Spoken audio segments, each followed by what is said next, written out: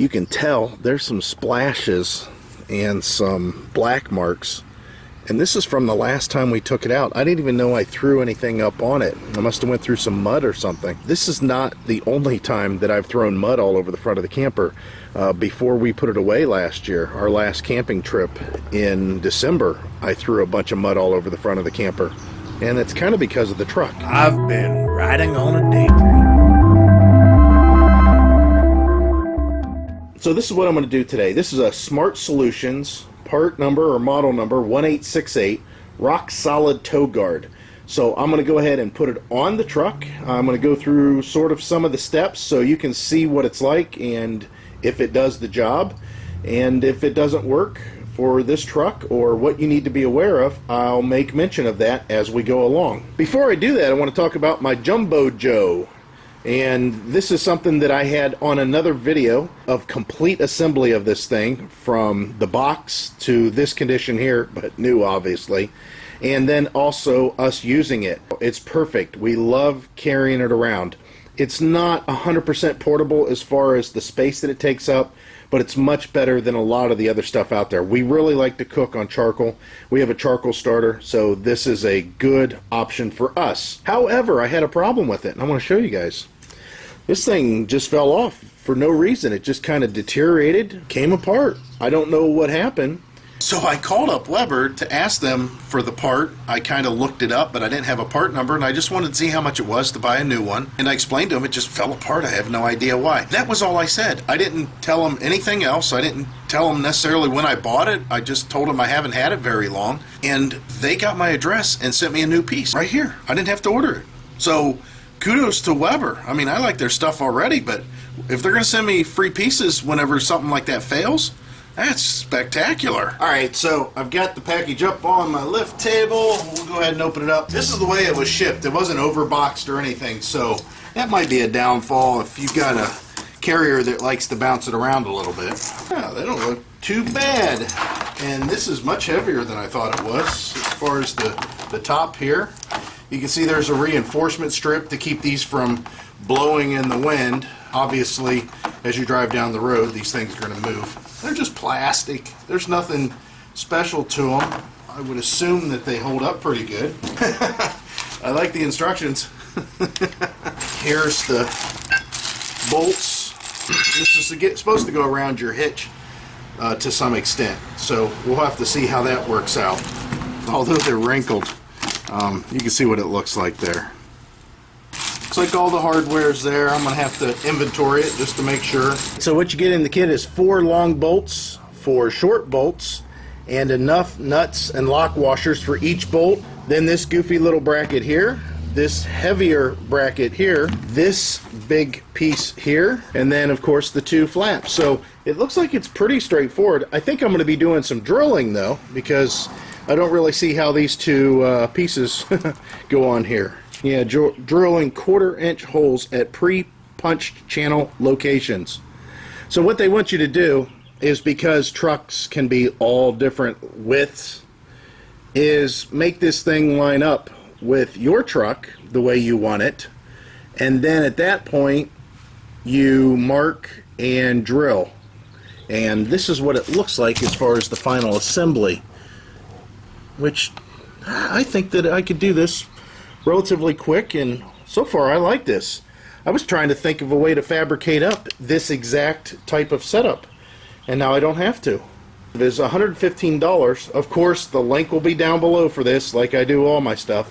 Enough talking. Let me go ahead and bolt it together. So I'm partially and kind of just started the installation. This thing's only just sitting on here balancing. You got to put your hitch in, obviously, so you can see where it hooks up to it, because it hooks up to the part that goes into the receiver. So the hitch part, the shank, it actually connects to that.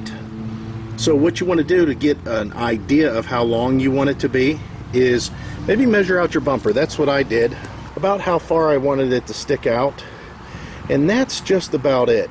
And it was at 72 inches overall length.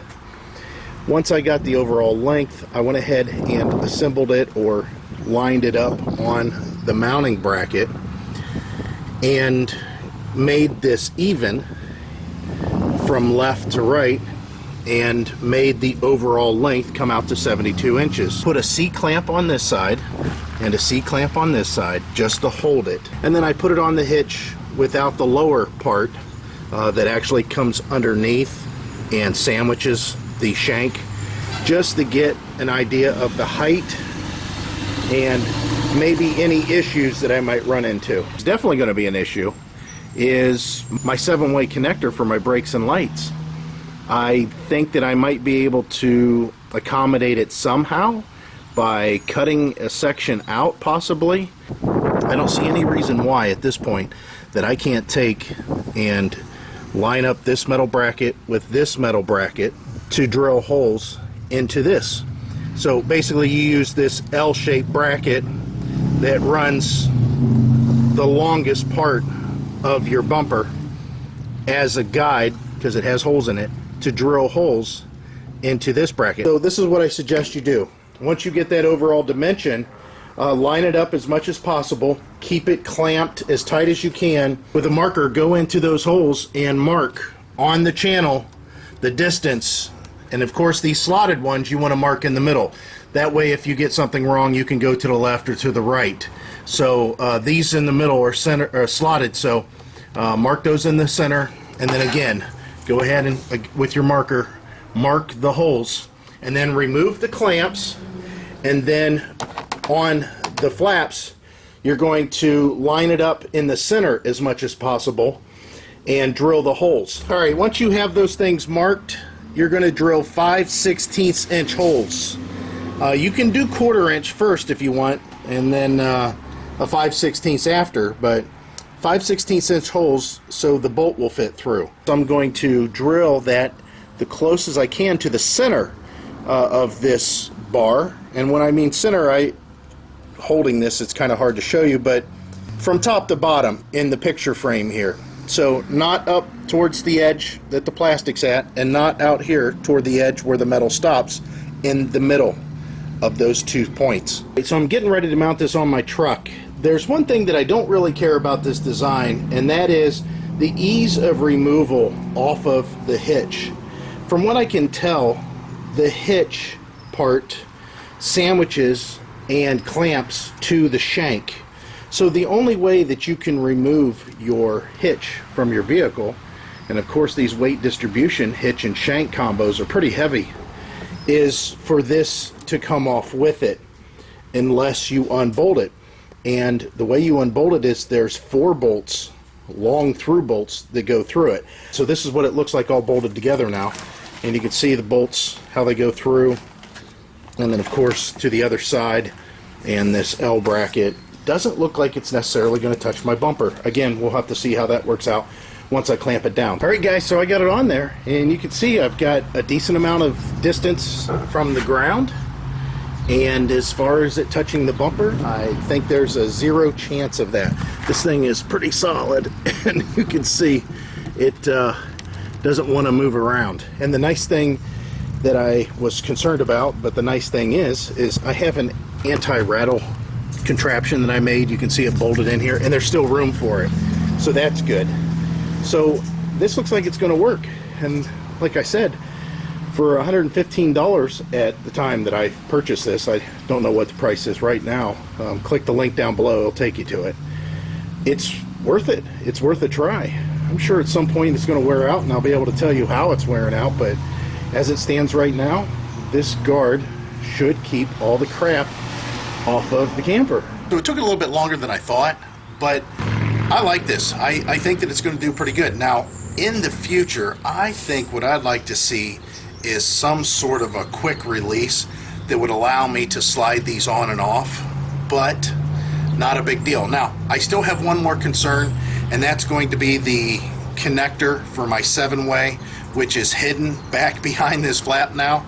What I'm going to do, since mine's kind of turned crooked and at an angle, I will get an extension, one of those, and I've been needing to get this anyways, one of those memory spring ones that are a coil, and I'll plug into that and then run it over to my camper, and I should be set. So guys, The link's down below. Click the link. It'll take you right to it. You can see what kind of work that was involved. I had to have a drill. I had to have some wrenches and sockets. They were half-inch size. That was about it. It's not too difficult to do overall. As far as removing this, of course, I've got to remove the hitch to take it off. And I'd like to change that somehow, but I don't know how exactly right now. All right, so I find that if you just set your hitch like this, it stores just fine. The rock guard doesn't touch anywhere at all on the ground, and it's supported. Of course, you got to have this kind of room, which I don't necessarily have, to store it. So I've got it underneath my lift table right now, but I'm going to find a place for it. And now I'm not so concerned about making that come off. Not bad. I think that this is going to be a good investment overall. We'll see how this thing works, and I'll give you an update if there's any problems. As always, guys, I hope to see you out there. Bye.